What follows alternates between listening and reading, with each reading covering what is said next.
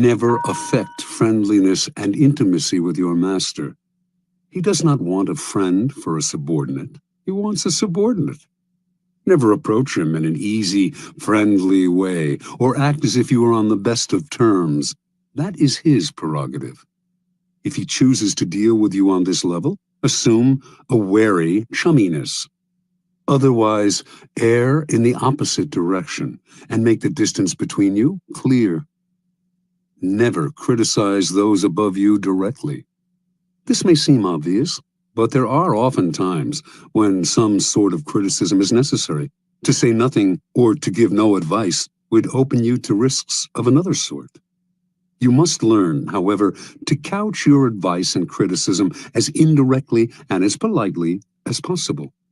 Think twice or 3 times before deciding you have made them sufficiently circuitous.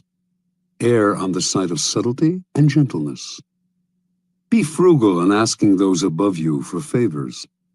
Nothing irritates a master more than having to reject someone's request. It stirs up guilt and resentment. Ask for favors as rarely as possible and know when to stop. Never joke about appearances or taste. A lively wit and a humorous disposition are essential qualities for a good courtier, and there are times when vulgarity is appropriate and engaging. But avoid any kind of joke about appearance or taste, 2 highly sensitive areas, especially with those above you. Do not even try it when you are away from them. You will dig your own grave.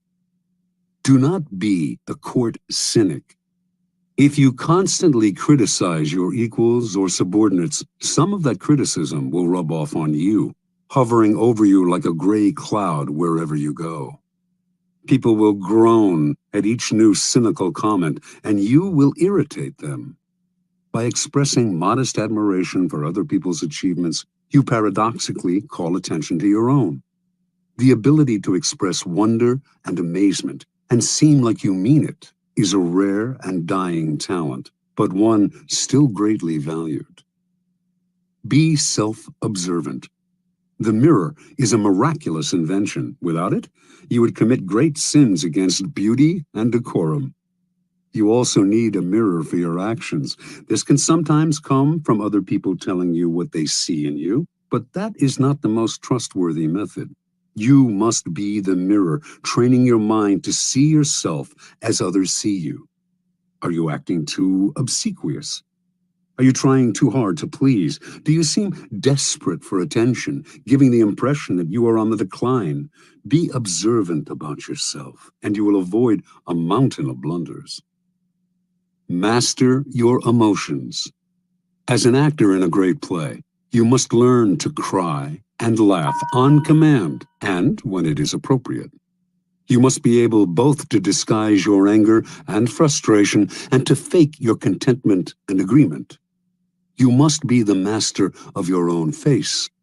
Call it lying if you like, but if you prefer to not play the game and to always be honest and upfront, do not complain when others call you obnoxious and arrogant. Fit the spirit of the times. A slight affectation of a past era can be charming as long as you choose a period at least 20 years back. Wearing the fashions of 10 years ago is ludicrous unless you enjoy the role of court jester. Your spirit and way of thinking must keep up with the times, even if the times offend your sensibilities. Be too forward-thinking, however, and no one will understand you. It is never a good idea to stand out too much in this area. You are best off at least being able to mimic the spirit of the times. Be a source of pleasure. This is critical. It is an obvious law of human nature that we will flee what is unpleasant and distasteful, while charm and the promise of delight will draw us like moths to a flame. Make yourself the flame, and you will rise to the top. Since life is otherwise so full of unpleasantness, and pleasure so scarce, you will be as indispensable as food and drink.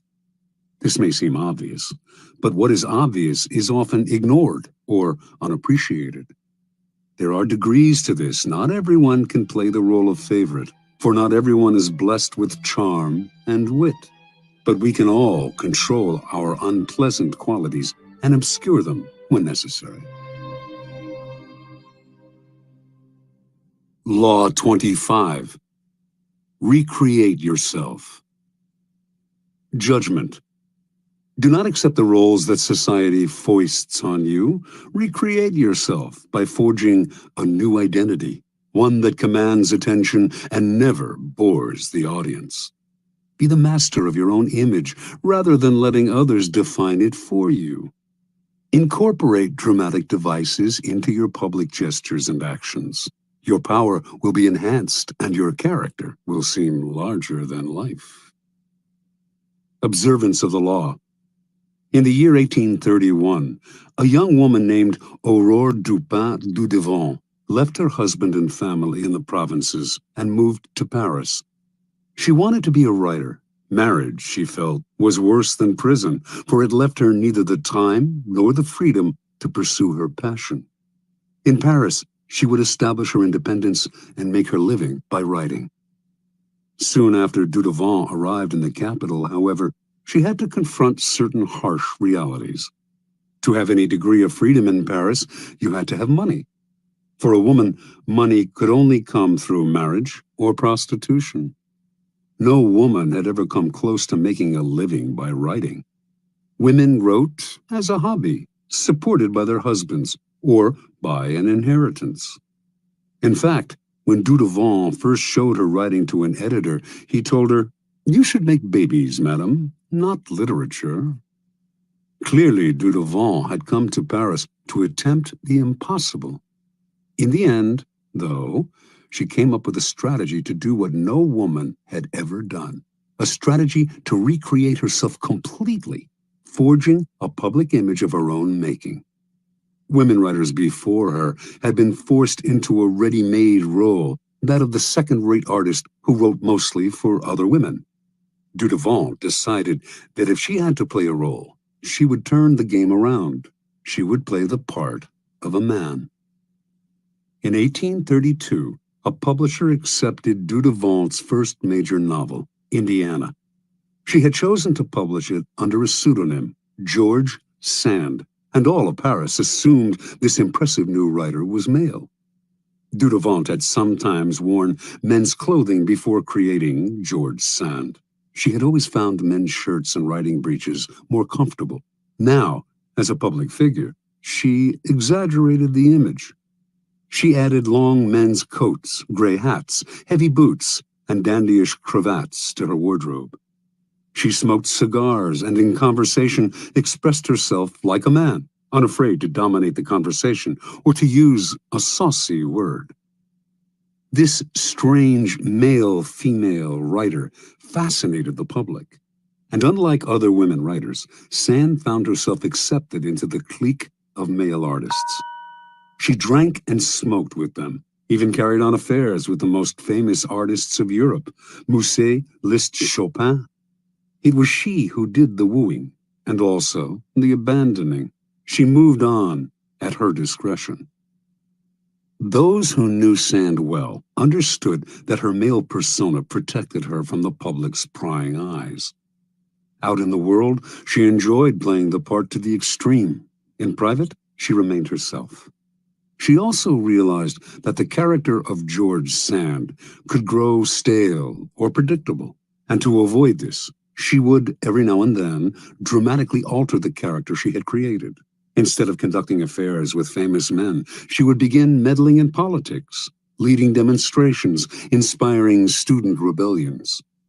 No one would dictate to her the limits of the character she had created. Long after she died, and after most people had stopped reading her novels, the larger-than-life theatricality of that character has continued to fascinate and inspire.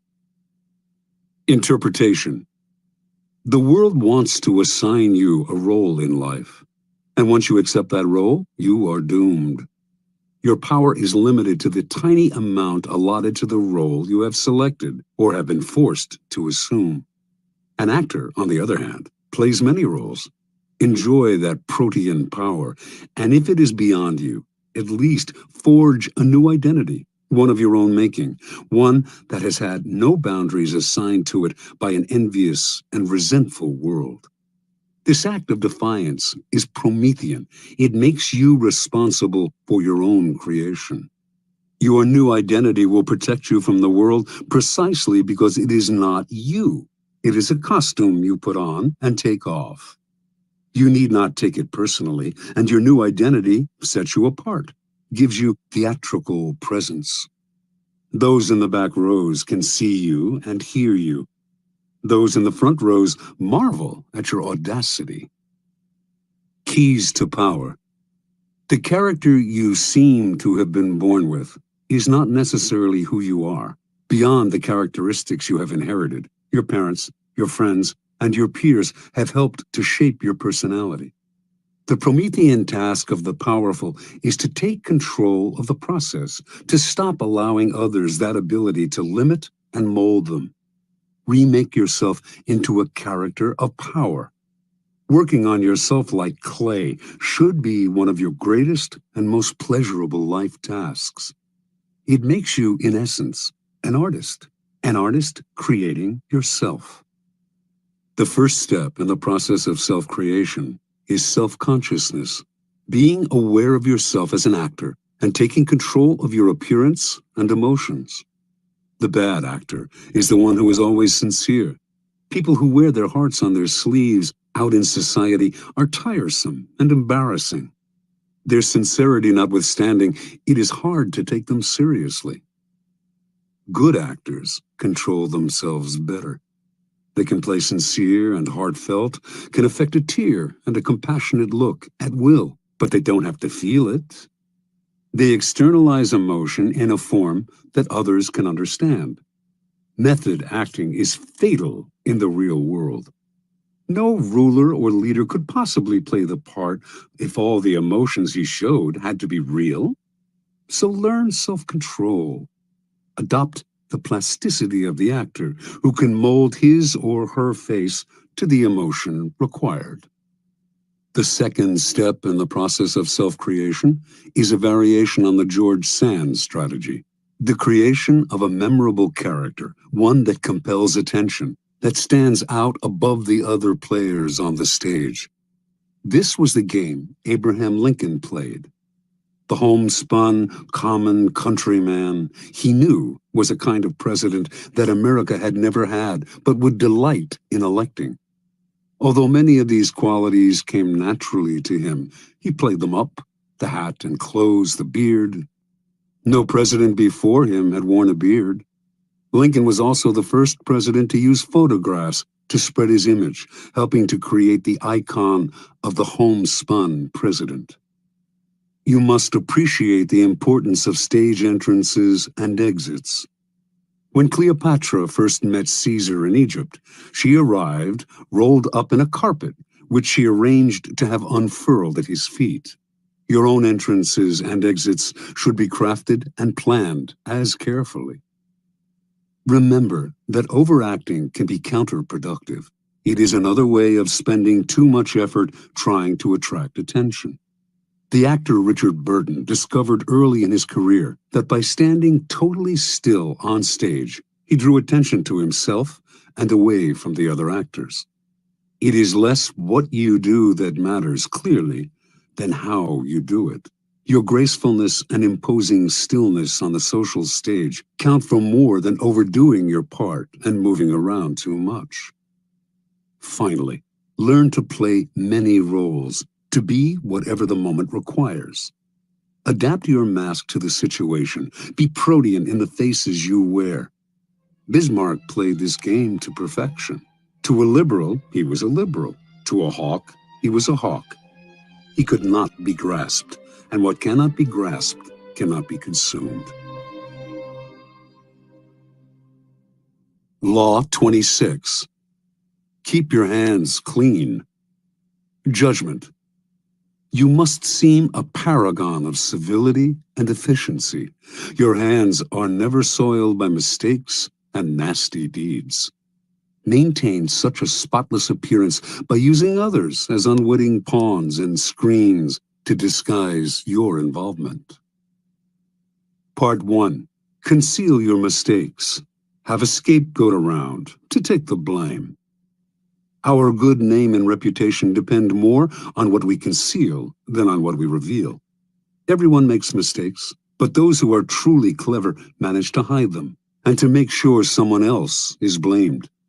A convenient scapegoat should always be kept around for such moments.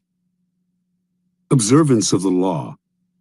Near the end of the 2nd century AD, as China's mighty Han Empire slowly collapsed, the great general and imperial minister Cao Cao emerged as the most powerful man in the country. Seeking to extend his power base and to rid himself of the last of his rivals, Cao Cao began a campaign to take control of the strategically vital Central Plain.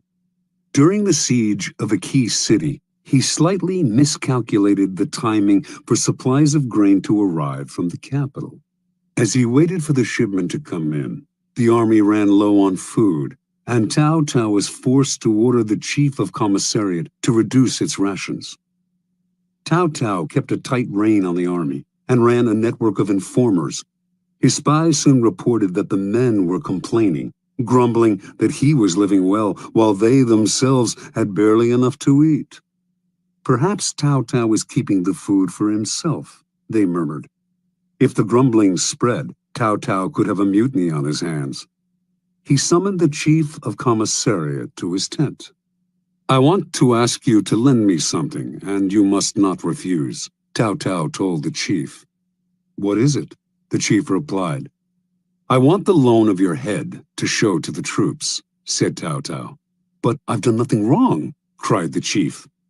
"I know," said Cao Cao with a sigh, "but if I do not put you to death, there will be a mutiny. Do not grieve. After you're gone, I'll look after your family." Put this way, the request left the chief no choice. So he resigned himself to his fate and was beheaded that very day. Seeing his head on public display, the soldiers stopped grumbling. Some saw through Cao Cao's gesture, but kept quiet, stunned and intimidated by his violence. And most accepted his version of who was to blame, preferring to believe in his wisdom and fairness than in his incompetence and cruelty. Interpretation. Occasional mistakes are inevitable. The world is just too unpredictable. People of power, however, are undone not by the mistakes they make, but by the way they deal with them. Like surgeons, they must cut away the tumor with speed and finality. Excuses satisfy no one, and apologies make everyone uncomfortable. The mistake does not vanish with an apology. It deepens and festers. Better to cut it off instantly, distract attention from yourself, and focus attention on a convenient scapegoat before people have time to ponder your responsibility or your possible incompetence. Keys to power. The use of scapegoats is as old as civilization itself, and examples of it can be found in cultures around the world. The main idea behind these sacrifices is the shifting of guilt and sin to an outside figure, object, animal, or man, which is then banished or destroyed. The bloody sacrifice of the scapegoat seems a barbaric relic of the past, but the practice lives on to this day, if indirectly and symbolically. Since power depends on appearances, and those in power must seem never to make mistakes, the use of scapegoats is as popular as ever. What modern leader will take responsibility for his blunders? He searches out others to blame, a scapegoat to sacrifice. When Mao Zedong's Cultural Revolution failed miserably, he made no apologies or excuses to the Chinese people. Instead, like Cao Cao before him, he offered up scapegoats, including his own personal secretary and high-ranking member of the party, Chen Boda. Franklin D. Roosevelt had a reputation for honesty and fairness. Throughout his career, however, he faced many situations in which being the nice guy would have spelled political disaster, yet he could not be seen as the agent of any foul play. For 20 years then, his secretary, Lewis Howe, handled the backroom deals, the manipulation of the press, the underhanded campaign maneuvers. And whenever a mistake was committed, or a dirty trick contradicting Roosevelt's carefully crafted image became public, Howe served as a scapegoat and never complained. Finally, history has time and again shown the value of using a close associate as a scapegoat. This is known as the fall of the favorite. Most kings had a personal favorite at court, a man whom they singled out, sometimes for no apparent reason, and lavished with favors and attention. But this court favorite could serve as a convenient scapegoat in case of a threat to the king's reputation. The public would readily believe in the scapegoat's guilt. Why would the king sacrifice his favorite unless he were guilty? And the other courtiers, resentful of the favorite anyway, would rejoice at his downfall. The king, meanwhile, would rid himself of a man who by that time had probably learned too much about him, perhaps becoming arrogant and even disdainful of him. Choosing a close associate as a scapegoat has the same value as the fall of the favorite. You may lose a friend or aide, but in the long-term scheme of things, it is more important to hide your mistakes than to hold on to someone who one day will probably turn against you. Besides, you can always find a new favorite to take his place. Part 2. Make use of the cat's paw. In the fable, the monkey grabs the paw of his friend, the cat, and uses it to fish chestnuts out of the fire, thus getting the nuts he craves without hurting himself. If there is something unpleasant or unpopular that needs to be done, it is far too risky for you to do the work yourself. You need a cat's paw, someone who does the dirty, dangerous work for you. The cat's paw grabs what you need, hurts whom you need hurt, and keeps people from noticing that you are the one responsible. Let someone else be the executioner or the bearer of bad news, while you bring only joy and glad tidings.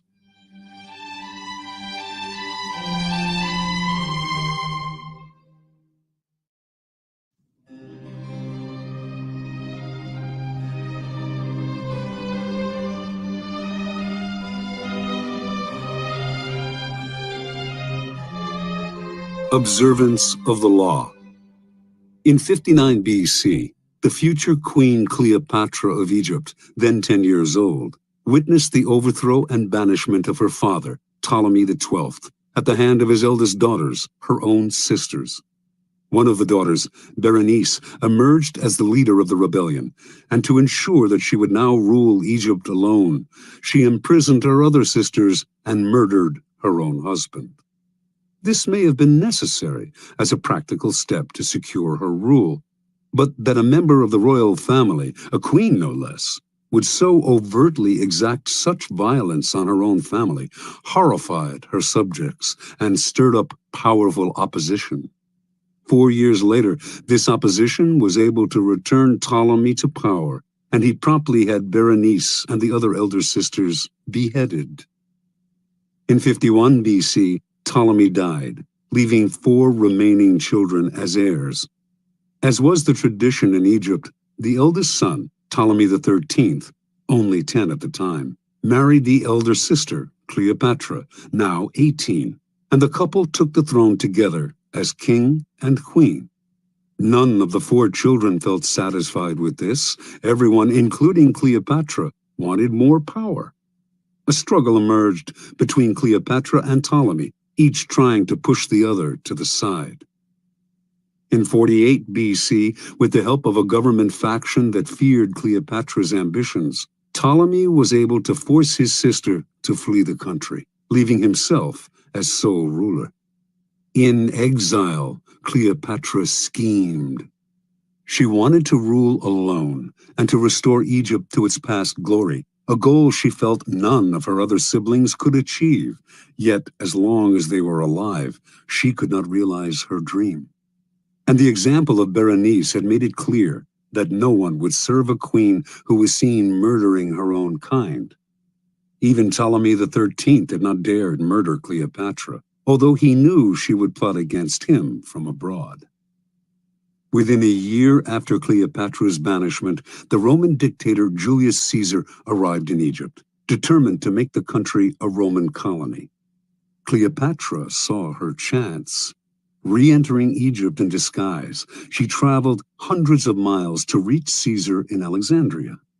Legend has it that she had herself smuggled into his presence, rolled up inside a carpet, which was gracefully unfurled at his feet, revealing the young queen. Cleopatra immediately went to work on the Roman. She appealed to his love of spectacle and his interest in Egyptian history and poured on her feminine charms. Caesar soon succumbed and restored Cleopatra to the throne. Cleopatra's siblings seethed. She had outmaneuvered them. Ptolemy XIII would not wait to see what happened next. From his palace in Alexandria, he summoned a great army to march on the city and attack Caesar. In response, Caesar immediately put Ptolemy and the rest of the family under house arrest. But Cleopatra's younger sister, Arsinoe, escaped from the palace and placed herself at the head of the approaching Egyptian troops, proclaiming herself Queen of Egypt. Now, Cleopatra finally saw her chance. She convinced Caesar to release Ptolemy from house arrest, under the agreement that he would broker a truce. Of course, she knew he would do the opposite, that he would fight Arsinoe for control of the Egyptian army. But this was to Cleopatra's benefit, for it would divide the royal family. Better still, it would give Caesar the chance to defeat and kill her siblings in battle. Reinforced by troops from Rome, Caesar swiftly defeated the rebels. In the Egyptians' retreat, Ptolemy drowned in the Nile. Caesar captured Arsinoe